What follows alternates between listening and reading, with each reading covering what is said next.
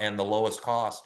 It may depend on the month and the volume, who you're talking to, et cetera. So those sorts of expertise may not be available in-house to everybody. And so using, as Patrick mentioned, AI for purposes of at least looking at your network design and where your things are, but also considering talking to people who have expertise in end-to-end supply chain support and using them potentially to supplement and ensure that you have the redundancy, as Patrick pointed out, necessary to make sure you get to your customers within the time frame you have to.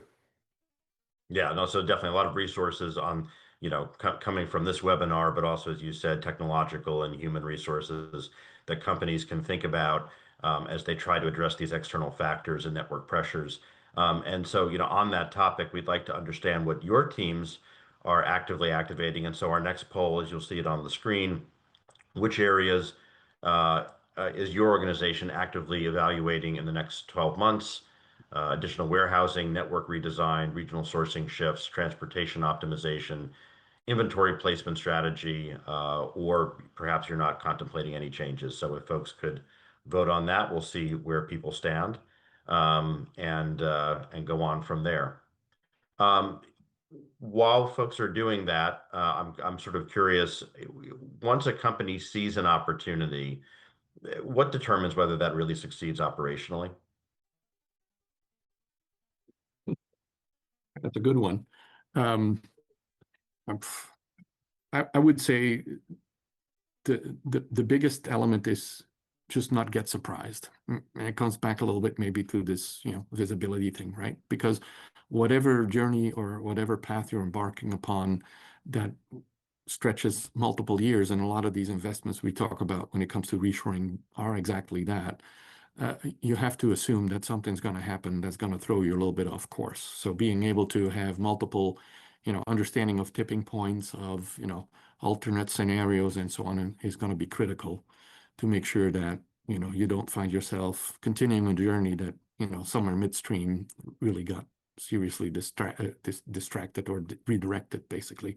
So it's a bit more complicated. Obviously, you can get into specific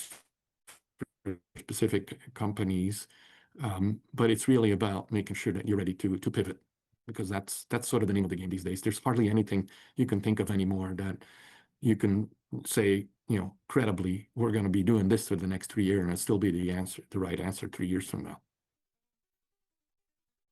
Nick, I totally agree with Go ahead, Patrick. please. Sorry. Go ahead, please. No, go ahead. I totally agree with Patrick. The old model of you buy 1,000 widgets, ship them to Los Angeles, and distribute them via freight and freight rail and truck, and that's your business model.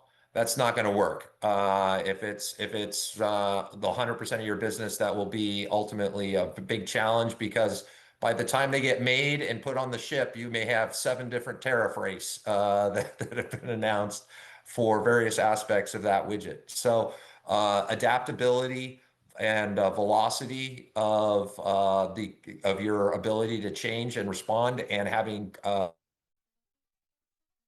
visibility of what's likely to happen and anticipating that to the best of your ability, or at least having options.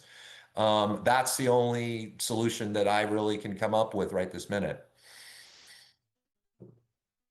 And I think the poll reflects the fact that people are looking at different options, right? We see that additional warehouse capacity ranked high, network redesign ranked high, transportation optimization, and also inventory placement strategy. It looks like people are, looking at a number of different options because this isn't going to be a one-size-fits-all solution scenario, right?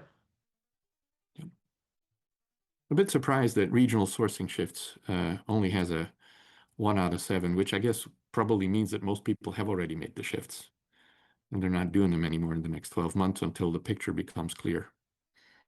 That would make sense.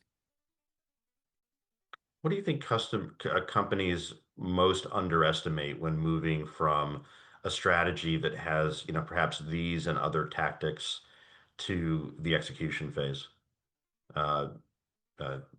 Patrick, maybe start with you, and then we'll go to Nick. You know, a lot of challenges I see, especially when it comes down to, I would say, big moves,